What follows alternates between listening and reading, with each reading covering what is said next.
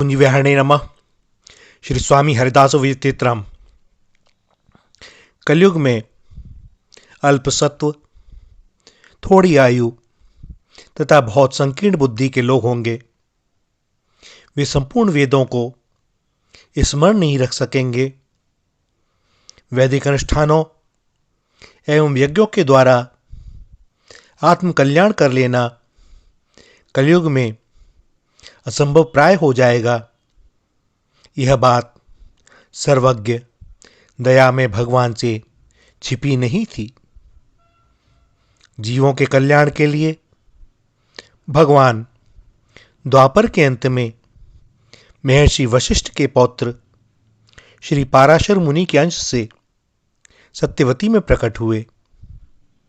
महर्षि कृष्णद्वैपायन के रूप में भगवान का यह अवतार कलयुग के प्राणियों को शास्त्रीय ज्ञान सुलभ कराने के लिए हुआ था। व्यास जी का जन्म द्वीप में हुआ, इससे उनका नाम द्वैपायन है। उनके शरीर का वर्ण श्याम है, इसलिए वे कृष्ण द्वैपायन कहलाते हैं।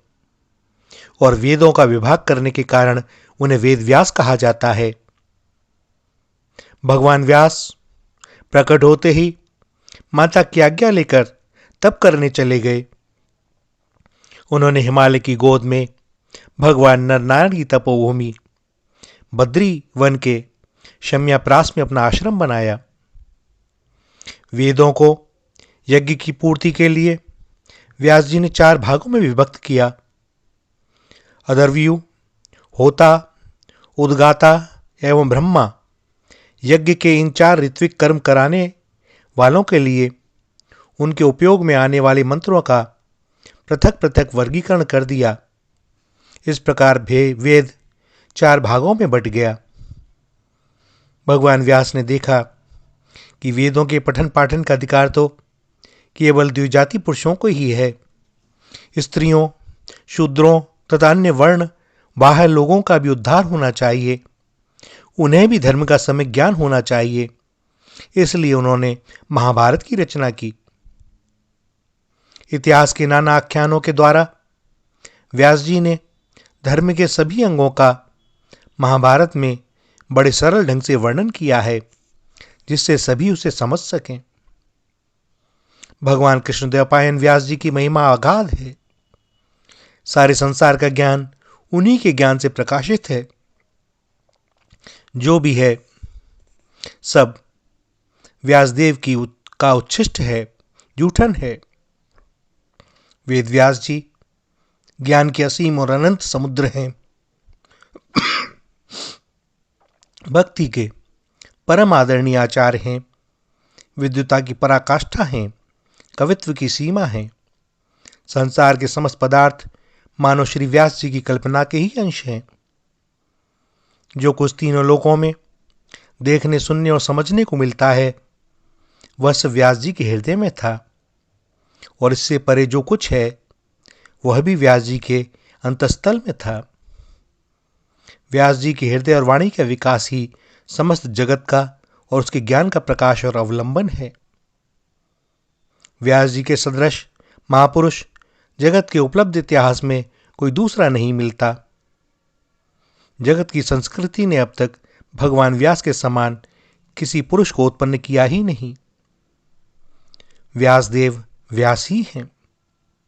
व्यास जी संपूर्ण संसार के परम गुरु हैं। प्राणियों को परमार्थ मार्ग दिखाने के लिए ही उनका अवतार हुआ है। उन सर्वज्ञ करुणासागर ने ब्रह्मसूत्र का निर्माण करके तत्वज्ञान को व्यवस्थित किया। जितने भी आस्तिक संप्रदाय हैं, वे ब्रह्मसूत्र को प्रमाण मानकर उसके आधार पर ही स्थित हैं। परंतु तत्वज्ञान के अधिकारी संसार में बड़े बिरले ही होते हैं। सामान्य समाज तो भाव प्रधान होता है। और सत्य तो यह है कि तत्वज्ञान भी हृदय में तभी स्थिर होता है जब उपासना के द्वारा हृदय शुद्ध हो जाए। किंतु उपासना अधिकार के अनुसार होती है और अपनी रुचि के अनुसार ही आराधना में प्रवृत्ति होती है। भगवान व्यास ने अनादि पुराणों की पुनर्रचना आराधना की, पुष्टि के लिए ही की। एक ही तत्व की जो चिन्ह में अनंत लीलाएं हैं, उन्हें इस प्रकार पुराणों में सम्मिलित किया गया है कि सभी लोग अपनी रुचि तथा अधिकार के अनुकूल साधना को प्राप्त कर अपना कल्याण कर लें।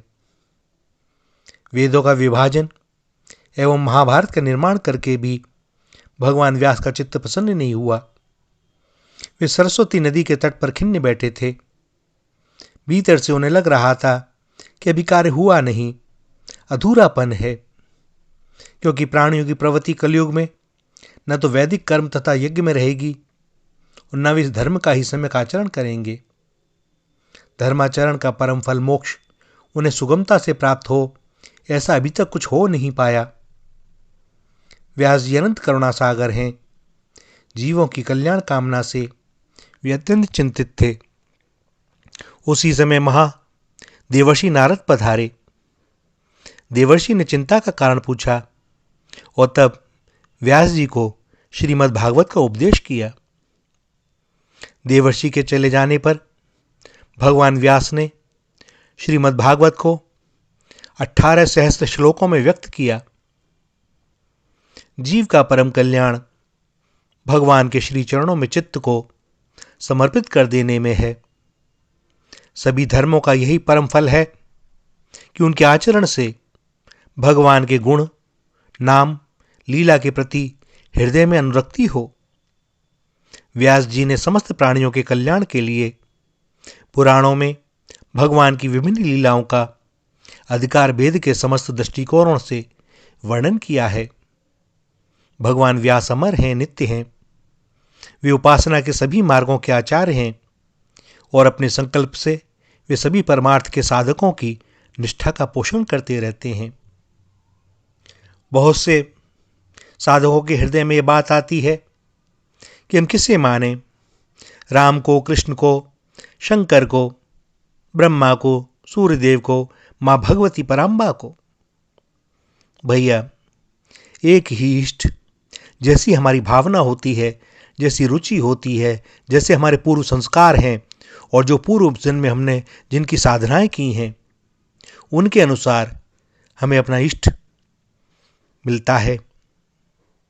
और इसीलिए हमारे यहाँ अलग अलग पुराणों में, अलग अलग शास्त्रों में इष्ट का वर्णन आता है। वे नाम देखने में भले ही हमें पृथक पृथक प्रतीत होते हैं भैया, किंतु एक के।